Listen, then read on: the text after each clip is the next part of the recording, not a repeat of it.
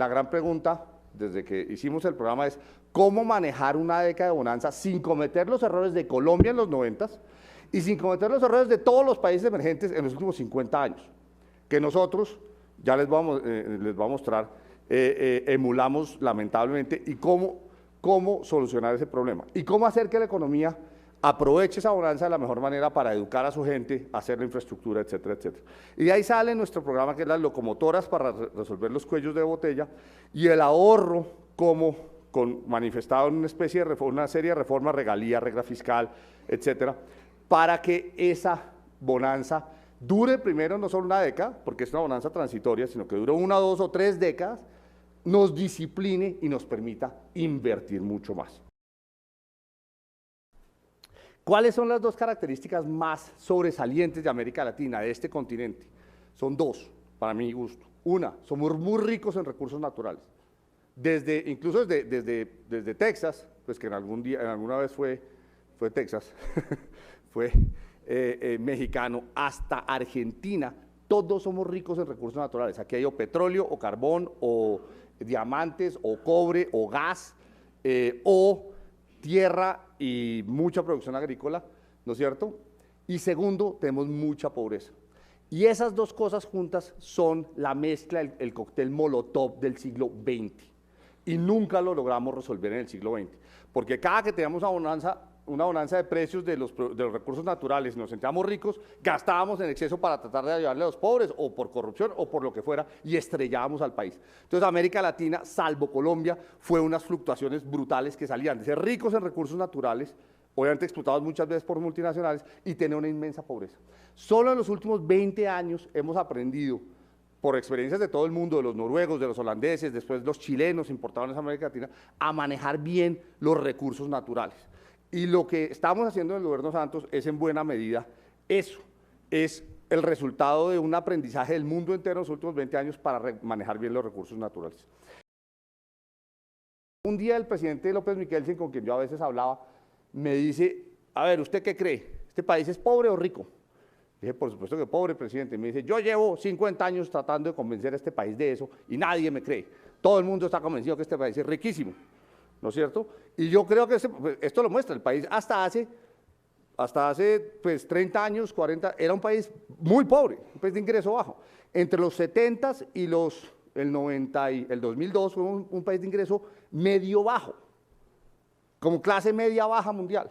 O sea, cuando se empezó a crear la clase media en Colombia, todavía la clase media es muy poca gente frente a la inmensa pobreza que tiene Colombia. Y solo recientemente, en el 2006, empezamos a ser un país de ingreso medio alto y empezamos a aspirar a la prosperidad. Colombia nace entonces con una economía cafetera entre 1910 y 1980, y de aquí nace en buena parte una institución fundamental, que es los cafeteros. Era una región que queda a 200 o 300 kilómetros de Bogotá. Y yo siempre he creído que los cafeteros desconfiaban de los burócratas bogotanos. Ellos producían las divisas, pero los bogotanos manejaban el gobierno. Y cuando eso pasa, los cafeteros en este caso desconfiaban. Había dos formas en que los burócratas puedan quitarle la plata, que era el déficit fiscal y la inflación, ¿no es cierto? O impuestos o impuesto inflacionario, usted puede quitarle la plata a alguien y traerse plata. Entonces, ¿qué hicieron los cafeteros?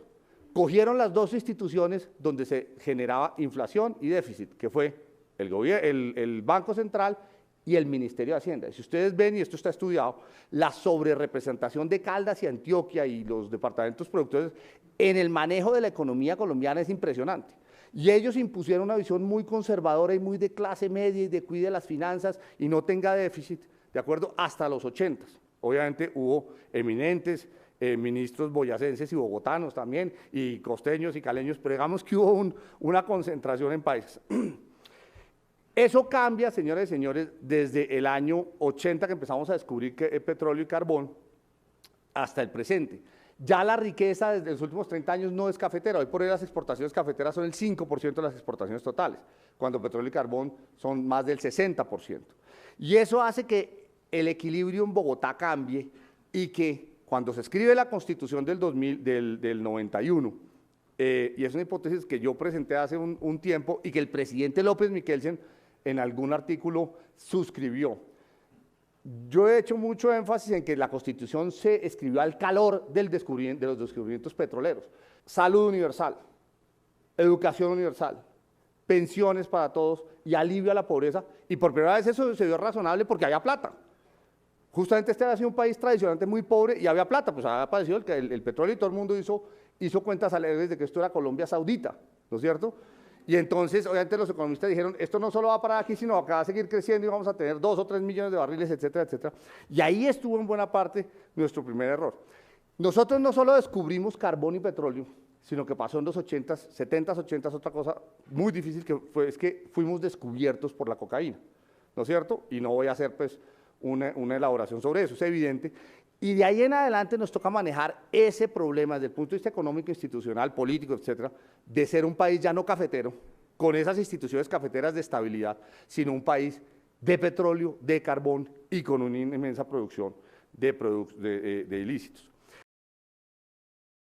El tema actual entonces es, heredamos una situación en la cual llevamos 20 años con la construcción de un estado del bienestar, 40 o 100 años más bien con la historia de un manejo muy traumático de las bonanzas agrícolas o mineroenergéticas, muy traumático no solo en Colombia, en América Latina, y 10 años hacia adelante, con la llegada del nuevo siglo, aparece China en la economía mundial.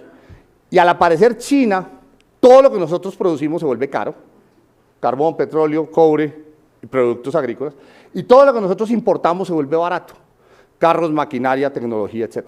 Los europeos es exactamente lo contrario y por eso se quiebran, porque todo lo que producen es barato y todo lo que compran es caro. Entonces en Europa es la otra moneda de nosotros y nosotros tenemos los últimos 10 años una década de gran riqueza. Y como China va a seguir creciendo y el mundo emergente y desarrollado va a seguir creciendo, la gran pregunta es cómo manejar ahora sí bien, digamos, con las lecciones del pasado esa generación de riqueza. Evitar, dado que viene de una riqueza mineroenergética, evitar la enfermedad holandesa, o sea, que el petróleo no quiebre a las manufacturas, no quiebre a la agricultura, ¿no es cierto? Y hacerlo como una gran oportunidad. ¿Cuál es entonces la gran verdad, que es una sola palabra? Y es, ustedes la ven ahí, es ahorro. Lo que nos enseñó China, lo que nos enseñó Noruega, lo que nos enseñó Singapur y lo que nos están enseñando desde hace 10 años Chile y Perú, es que país pobre que no ahorra siempre será pobre. A mí me decían en el Congreso cuando estábamos pasando regalías, y regalías va a ahorrar el 40% de las regalías. El 40% de las regalías, ahorro de los departamentos y municipios. Eso es exótico e innovador en el mundo, que los municipios y departamentos decidan sacar el 40% y solo gastar, invertir el 60%. Y a mí me decían, si hay pobres hoy, ¿por qué tenemos que ahorrar? Yo decía, pues es que China es el país que más pobres tiene, es el país que más ahorra, es el país que más crece y es el país que más pobres está sacando de la pobreza. Y más gente está pasando a clase media, a ser trabajadores, clase media, etc. El ascenso social tiene como condición el ahorro y los asiáticos lo han demostrado. Y lo demostró Noruega y lo demostró nuestros vecinos. De manera que lo primero es ahorre. Lo segundo es, por supuesto, buena inversión. Usted puede ahorrar mucho, pero si invierte en piscinas de olas, pues le sirve poco. Y lo tercero es buen gobierno. Usted puede ahorrar mucho, invertir bien, pero si la plata se la roban, o si la plata y los beneficios de las utilidades se las queda el que no es, y genera desinstitucionalización, no hace eso no va para, eso 2 o 3 años después termina mal. Yo pues, aspiro a ser un buen ministro, pero digamos que fuera malo, o digamos que a mí me sucede alguien que sea, ahí sí es cierto, Gastón, que sea bien generoso, que es lo peor que puede ser. A mí me dicen, ministro, es que usted es tacaño. Imagínense un ministro de Hacienda generoso, o sea, Dios nos libre, ¿no es cierto? Tipo con 150 billones de pesos de presupuesto y generoso, bueno, de hecho ahí sí, ¿no? Para ese ministro, que Dios ojalá no lo haya en los próximos 200 años, pero si lo hubiera, hay una regla fiscal. Ahora le pusimos un cuchillo acá y un cuchillo acá, y para donde se mueva se corta.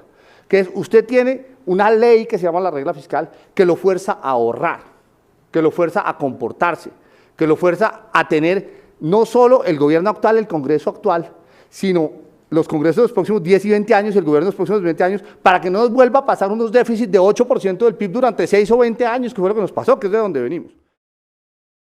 Pusimos en la Constitución el criterio de sostenibilidad fiscal. Nos sentamos con el presidente Santos en México hace una semana con el presidente italiano Monti y su ministro de Hacienda. Y el presidente Santos le dice, nosotros pasamos una regla fiscal que le aplica al gobierno nacional, al ejecutivo, al Congreso, y también tiene un mecanismo que se llama el incidente fiscal, que se puede aplicar a los fallos de las Cortes. Y entonces Monti dijo, eso ni los alemanes lo han hecho, ni nada lo ha hecho, algo que uno le puede decir a las Cortes, en 3 días yo puedo escribir y decirle, este fallo suyo tiene tal efecto, por favor mire, si usted puede modularlo, no es que lo tenga que cambiar o echarlo para atrás, pero modularlo para que su efecto fiscal sea razonable. Pues la Corte Constitucional, cuando nosotros pasamos la sostenibilidad fiscal, el gran temor era, iba a llegar a la Corte, y la Corte iba a decir, no, esos son los economistas, y nosotros somos los abogados, y esos son ellos queriendo meter esas cosas neoliberales, etc. No. Resulta que, y eso lo hablamos mucho con la Corte, y lo hemos hablado con las Cortes y la Corte Constitucional en Colombia entendió. Yo fui y les dije, vea, dejemos esta pelea entre economistas y abogados, esto es una estupidez. ¿Usted por qué cree que yo le saco los impuestos a los empresarios? ¿Para qué cree que los saco? Es para la salud y la educación y el alivio a la pobreza y a las víctimas que está en la Constitución y que están en las tutelas y que usted quiere hacer cumplir. Usted y yo estamos del mismo lado. Yo no soy su contraparte, que es que no quiero gastar en los pobres. Yo soy el que consigo la plata para gastar en los pobres. Entonces dejemos de pensar que es que yo estoy del lado de los economistas neoliberales de cero déficit e inflación 3 y que no me importan los pobres, y que ustedes sí tienen conciencia social. Ambos estamos del lado del Estado tratando de proveer bienes públicos, seguridad, justicia, relaciones internacionales, estabilidad, alivio a la pobreza, pensiones, salud, educación, buena vida. Y la Corte en ese debate nos dio, y es una cosa que me quito el sombrero porque había mucho debate entre los abogados en el sentido de que nos le consideró exequible y dijo la sostenibilidad fiscal es compatible con el Estado Social de Derecho. Entonces yo obviamente me quito el sombrero, y Colombia ha hecho en eso un avance. Es el único país latinoamericano, y después de Alemania era el único hace unos 8 o 10 meses, por supuesto Italia ya pasó su norma constitucional de fiscal, España la pasó, etcétera, etcétera. ¿Qué son las locomotoras? Las locomotoras vinieron de la reflexión, ¿cuáles son los cuellos de botella que hay hoy en la economía colombiana? Y en esta década, que si los levantamos, si quitamos ese cuello de botella, puede generar un cambio sustancial en la tasa de crecimiento de la economía. Y la primera, obviamente, las locomotoras, esos cuellos de botella son la infraestructura, la agricultura, la minería es locomotora, pues porque por definición está haciendo una bonanza impresionante, la agricultura, la innovación y la educación y la vivienda. La infraestructura es evidente, Colombia tiene una infraestructura de hace 30 años, ¿por qué? Porque Colombia es el único país de América Latina que le tocó gastar 2% del PIB en defenderse de la guerrilla y del narcotráfico y de los paramilitares, que no le pasó casi a ningún país de América Latina. Porque la infraestructura de Ecuador y de Perú y de Chile y de Brasil es mejor que la nuestra, mucho mejor que la nuestra, porque ellos han tenido 10 o 15 años o 20 años de inversión de ese 2% del PIB que nosotros lo hemos gastado en helicópteros, en armas y en defensa. Pero en este momento justamente podemos hacer eso. La agricultura. Colombia es el único país de América Latina grande que no ha tenido un milagro agrícola. Chile fue un milagro agrícola en los 80s y 90s. Brasil ha sido un milagro agrícola impresionante con 80.000 millones de dólares de exportaciones. Argentina, por supuesto, es un milagro agrícola. Perú, que es un país minero, está teniendo un milagro agrícola en espárragos y en muchos otros productos. México igual, Colombia es el único que no, y la razón es que nosotros en los campos estábamos echando balas los últimos 20 años, y era difícil que alguien cogiera 100 millones de dólares y los pusiera en una empresa agrícola y desarrollara el campo. Nuestros campesinos no han tenido una atención especial. Por eso el gobierno Santos, después de probablemente 30 años, después del gobierno, o 40 años, el último gobierno que puso un énfasis en la agricultura similar al nuestro es probablemente el de Lleras Restrepo. Y ahí hay que irse otros 30 años atrás. Después de 30 o 40 años es el gobierno que ha recuperado la agricultura como una de sus locomotoras. Innovación y educación es, por supuesto, la locomotora del futuro, los próximos 100 años, en donde hay que invertir muchísimo, desde los niños hasta la universidad y en toda la fase de innovación. Y vivienda, la verdad, vivienda salió como locomotora. Si ustedes miran infraestructura, agricultura y minería, todas suceden por fuera de las ciudades. Y resulta que el 85% de la población colombiana está en las ciudades. Y haciendo el programa con el presidente Santos, nosotros decimos, tenemos unas locomotoras que suceden en su mayoría en el campo. Nosotros necesitamos un nexo para que jale la economía urbana. La economía urbana es una economía de servicios, es transporte, es banca, es comercio, es salud, es educación, es esparcimiento, entrenamiento. Las ciudades son básicamente servicios y manufactura. Necesitábamos un nexo de estas locomotoras que generan ingreso a la economía urbana y escogimos la vivienda.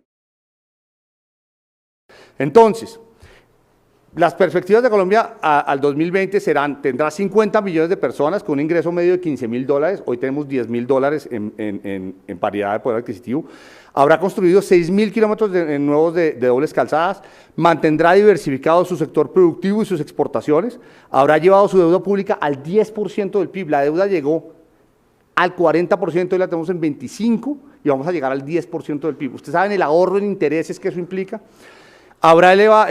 Tendrá tasas de ahorro de inversión cercanas al 30%, que esos son niveles asiáticos de inversión. Habrá reducido su pobreza del 40 al 25% de la población y su pobreza extrema del 12 al 6% de la población. Ojalá vayamos más rápido, pero este ya es un logro impresionante para una década. Y tendrá la capacidad fiscal de absorber el mayor costo de su población mayor, del envejecimiento de esta población, con base en alta productividad de sus jóvenes y en la explotación plena y medioambientalmente sostenible de una geografía privilegiada.